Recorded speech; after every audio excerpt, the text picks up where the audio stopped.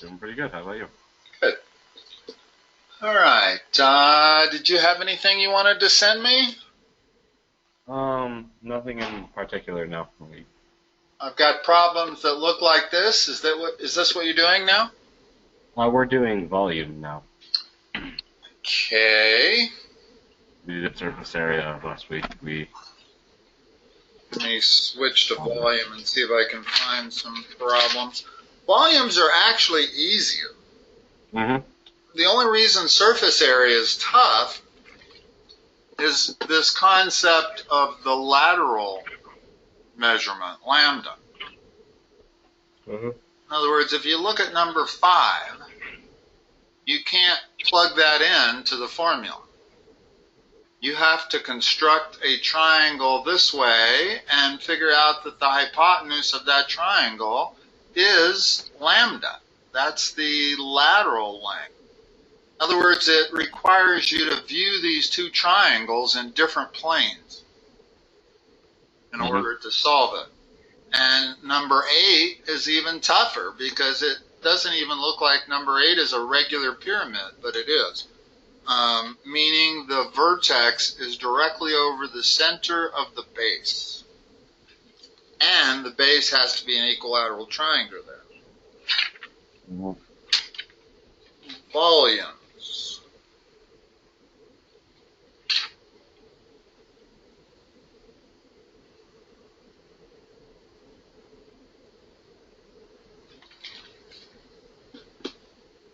If you need me to, I can look something up in my book. What's that?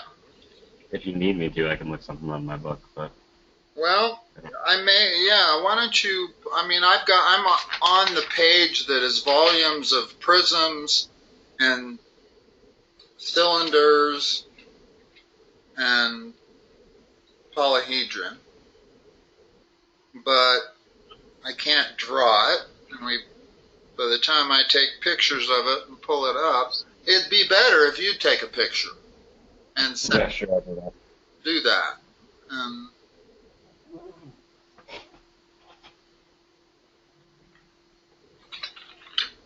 We might as well work on problems. You know, volumes can be interesting if there's holes in the thing. Or surface areas can be problematic with that too. Now, in other words, if you take a cube and you drill a rectangular block out of the middle of it,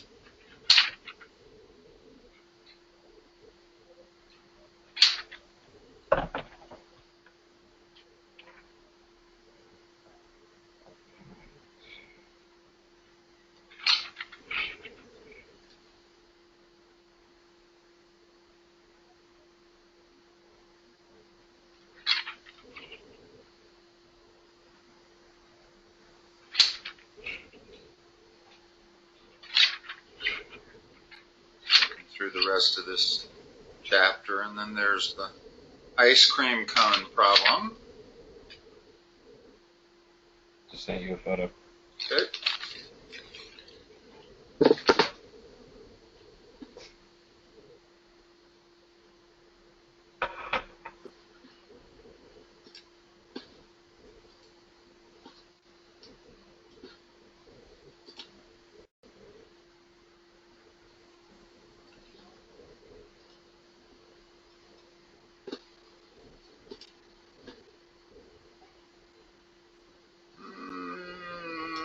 When you send that photo, specify large.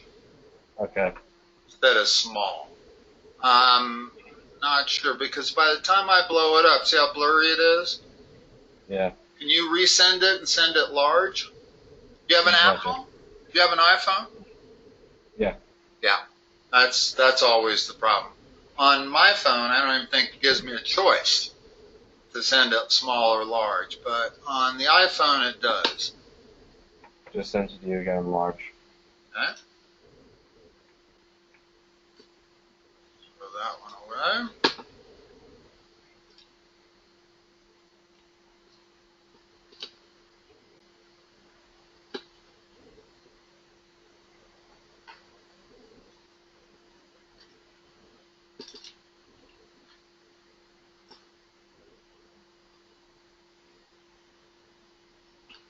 All right, where would you like to begin? I don't know.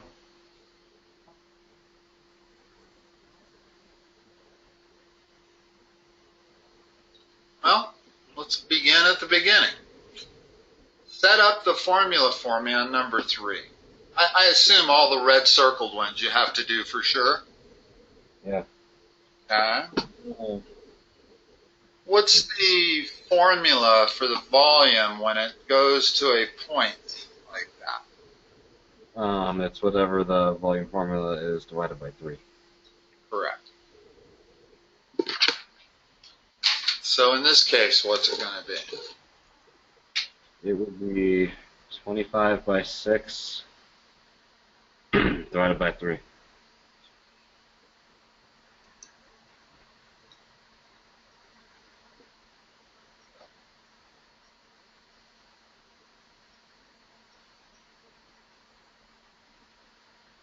Okay. Number 4?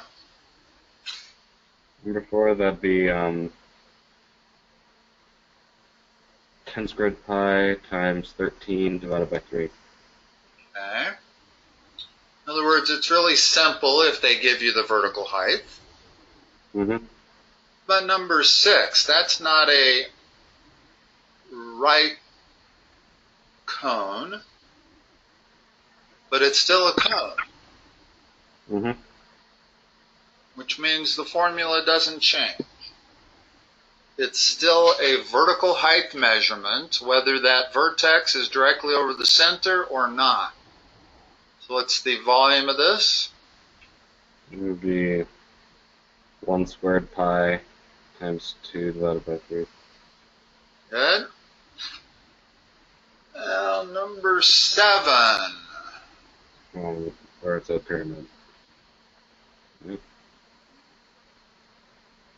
So what's the area of the base? It would be 6 by 3 divided by 3. The formula, right? You said divided by 3? Yeah, divided by 3. Yes.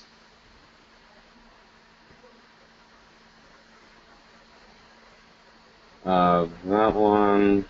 Number 8, first of all. What are we going to have to do on number 8? 8's the most difficult one there is there. You need to figure out the area of the base by using ASN. So the area of the base is what?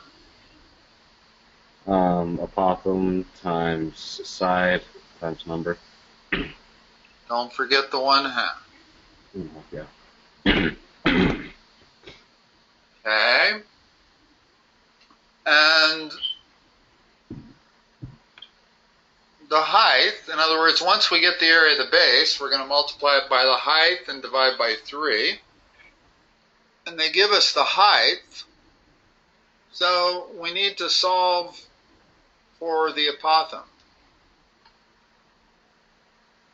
What is that figure? What is the base? It's a hexagon. Hexagon angle's always 120. So if you were to draw like a line from the vertex or the vertex in the middle, What's that angle? What's that angle right there? That angle right there, that'd be 60. Okay. So if I draw a vertex, in other words, in order to calculate the apothem, we need that. Mm-hmm. So what's that angle? So it's a 30, 60, 90 triangle. Okay. And what if I bring this triangle out and draw it all by itself, which can be helpful? What's this distance? That distance you don't know. Oh, what? 6, sorry. Okay. And since that is a 30, 60, excuse me, 90, what is A?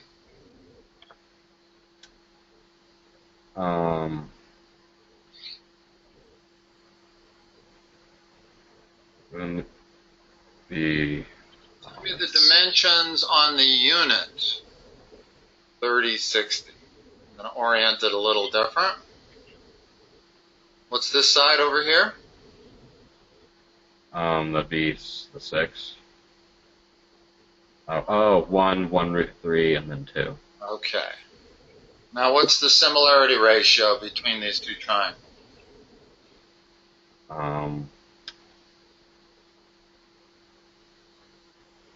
By 6. Did you say 6? Yeah. 6 to 1. In other words, we look at the side that's opposite the 30, it's 6. The side that's opposite the 30 there is 1. So if it's a 6 to 1 similarity ratio, what is A, the side opposite the 60 degree? 12√3. Not 12. Oh, 6√3. 6√3.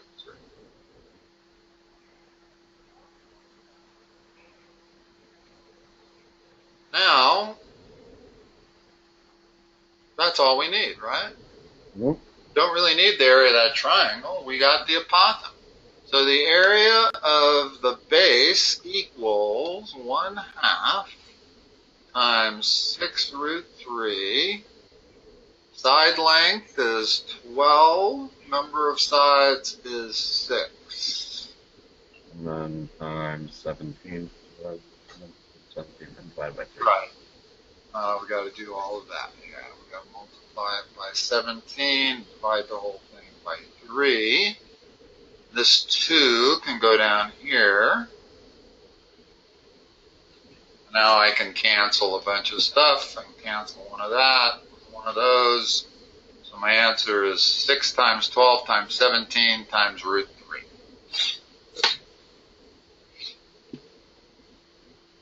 And you pretty much have to do that whenever your base is some sort of a polygon like that. And the easiest case is when it's a hexagon.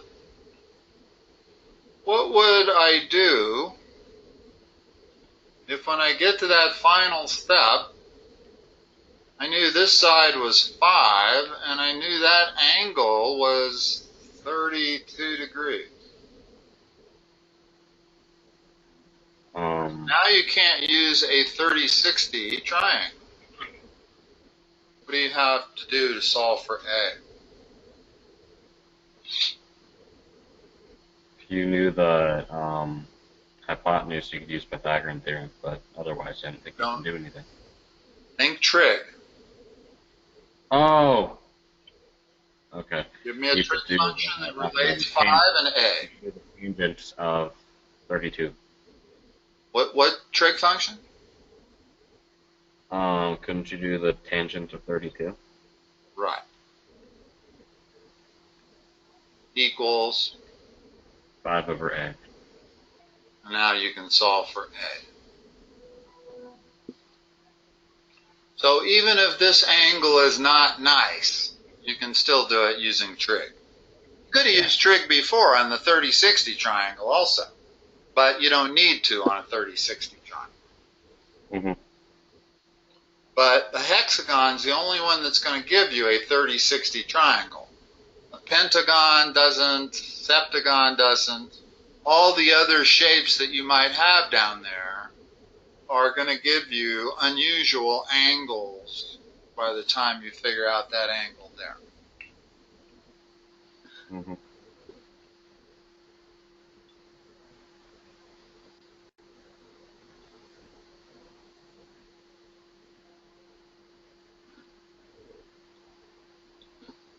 Tell me the setup on number 11. Number 11? Uh-huh. Um, What do I start with? 45 equals 9 times x. And you can just divide by 9.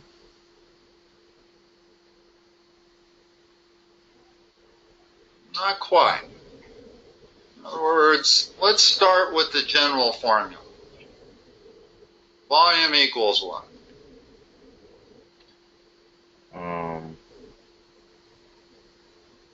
Base area of the base times height.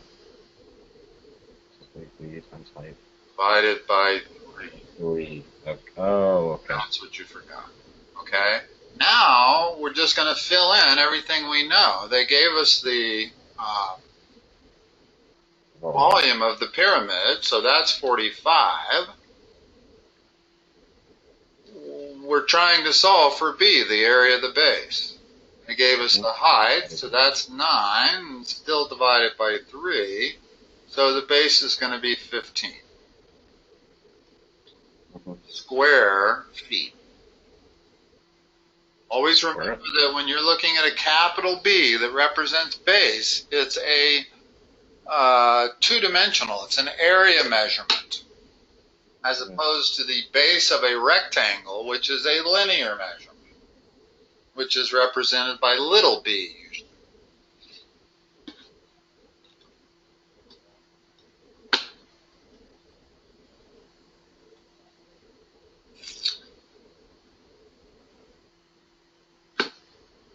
Let's see if we can. In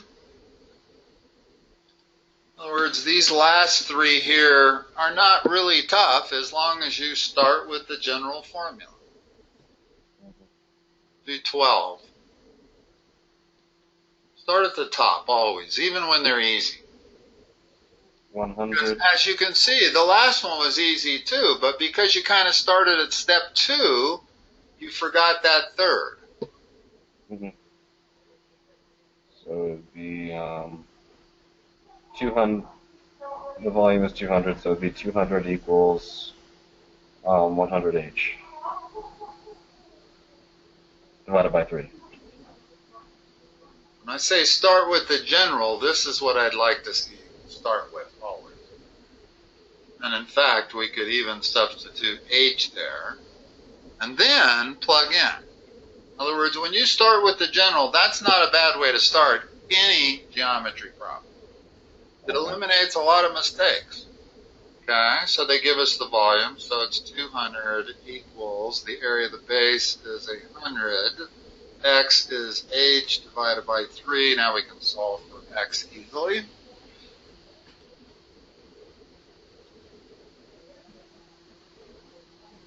$13, a little harder. I'll leave the general up there.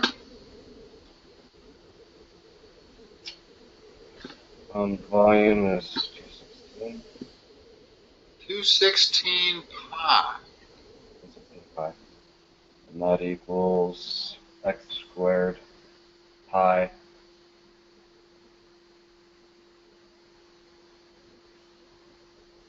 times 18 divided by 3.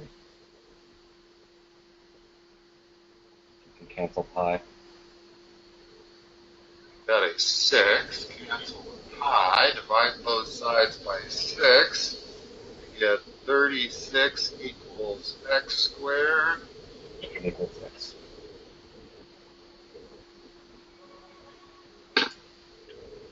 It's geometry that teaches everybody the bad habits of leaving off the plus or minus. In other words, x is actually plus or minus 6 there, but we discard the negative because you can't have negative dimensions. Problem is that's pretty much the case with all geometry problems. So by the time somebody's finished geometry and the next year they go to algebra 2, when they're solving these equations, they forget to put in the plus or minus.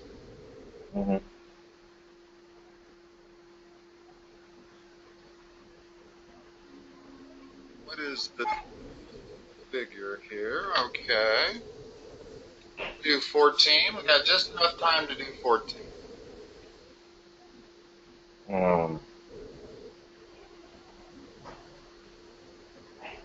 That root 3, it makes me think that it's a... So 7 They're all equal sides in the bond. Okay.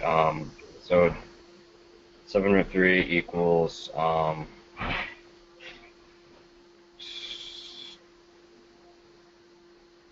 Give me a second. It would be 2 root 3 times 2 root 3 divided by 2 is the base. Hold on. One moment. That's an equilateral triangle. Mm-hmm. So we don't know. In other words, let's figure out what the area of this equilateral triangle is. That's going to be our first step, right? In other words, we need to figure out the area of that equilateral triangle. It's got a side of 2 root 3. What's the height? In other words, we need that vertical height right there.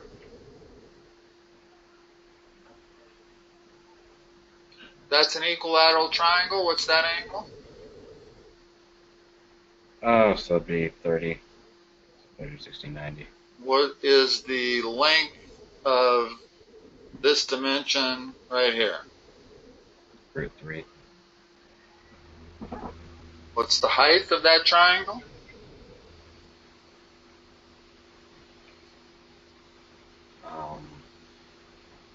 Well, this is a good one. It is? Uh-huh.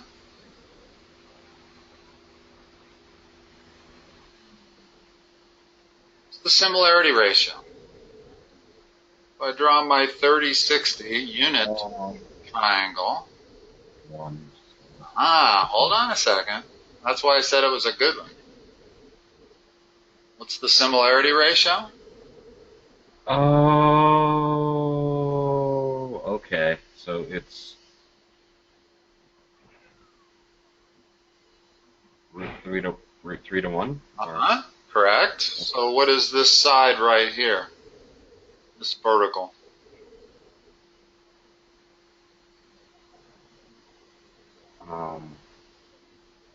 Root 3?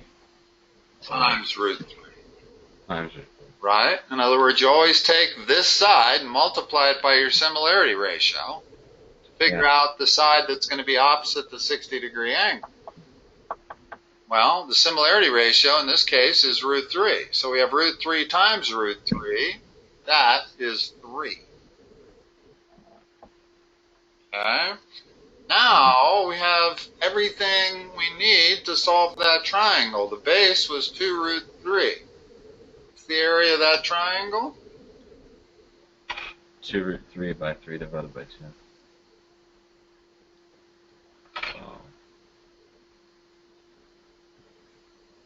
So 3 root 3 is the area of that triangle. So we have 7 root 3 equals 3 root 3 times h, which is x, what we're trying to solve for, divided by 3. X is 7.